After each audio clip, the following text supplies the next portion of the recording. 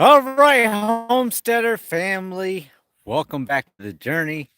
Welcome to Homesteader, where I just made a huge mistake. So, I took my truck to town. It needed new brake pads all the way around.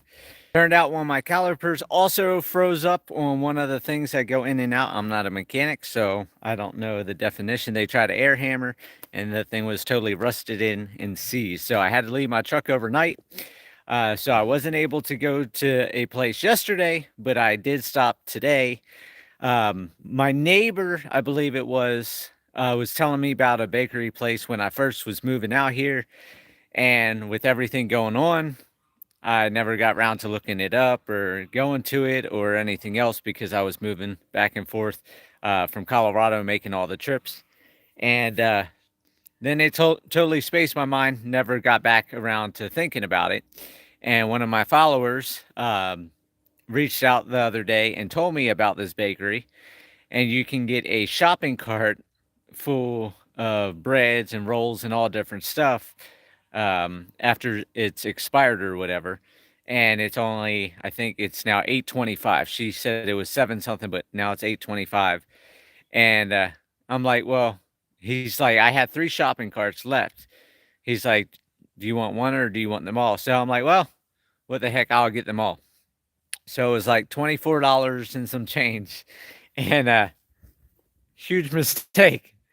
That's a lot of bread. So I was not planning on the shopping carts to be that much. She did warn me and say that it's a heaped up basket, but she wasn't sure how many loaves were in.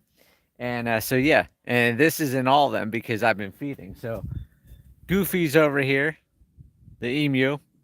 He's chowing down on some bread. I made a pile of bread here. I put a bunch of bread in with all the animals. And for those of you that don't know, grain and breads and stuff like that, that's why I stick with vegetables and fruits. You can give carrots and apples and stuff like that. More so without as many complications. With breads that have the sugars, carbohydrates, and all that type of stuff, it will tend to make the animals bloat. So now I know when I go to town, I only need to buy one shopping cart, and that's going to be plenty because I don't want to overbloat my animals. And for those of you that want to see the animals, here we go. So everybody's in here doing their thing. Mama Silverton, Princess, Olaf, Clarabelle. You can see everybody slowing down now. There's Girl. She's been rolling around in the dirt, all dirty. There's Mr. Lovebug. There's Stubbs the Zorse, Baby the donkey, Miracle the llama, Pickles the other donkey on the other side. Some of these guys, everybody's hanging out doing their thing, just chowing down. So, what? You want some bread? I don't have any bread in my hand this time. No, I don't, Princess. It's all in the truck. You can go rob the truck up there. Right, Mom Silverton? Yep. So, the animals are going to be happy because they're going to start getting bread on a regular basis. I also fed the geese and the ducks a bunch. You can see all the goats are working their way up there because I dumped a whole bunch of bread. They act like I'm not going to put bread down here for them. So they're up there like Cora right there. Cora's just chowing down, chomping all that bread. All the gooses are done. And then a bunch of them went down to the lower small pond. For those of you that were asking if the ponds actually hold water, these were the ponds that I put in back when I first moved out here.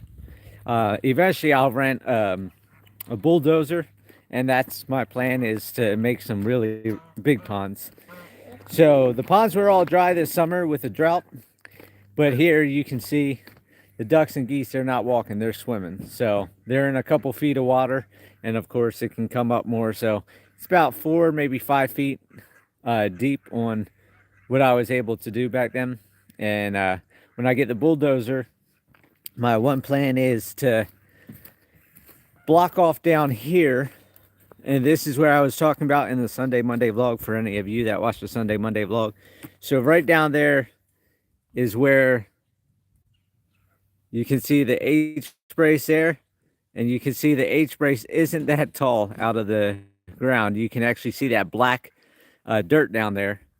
That's where the forestry mulcher was saying I need to clear that before I lose my fence.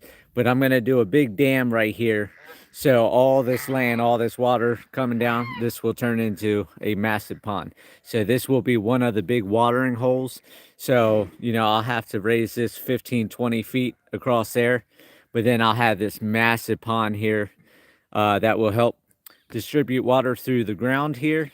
It will help the trees accumulate water, the different grasses and seeds that I plant.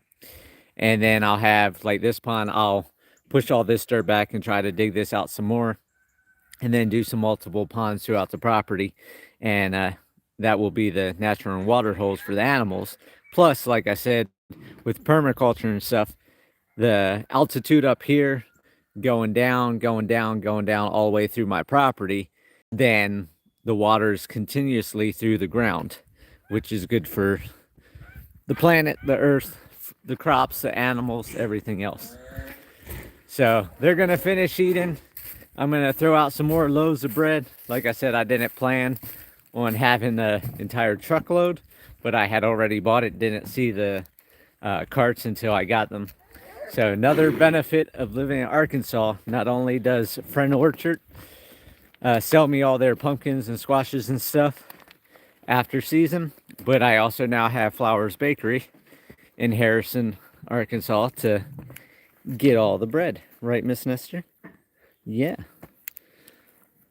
So I hope everybody's enjoying their day. It was a nice 73 degrees yesterday here in St. Joe, Arkansas. Today it's about 54, 55. So I do have my hoodie on. I have my goofy Santa Claus hat on. And just out here enjoying feeding the animals. They're doing their thing. Take care. Have a great week. And remember, live happy, live free. That's the only way to be.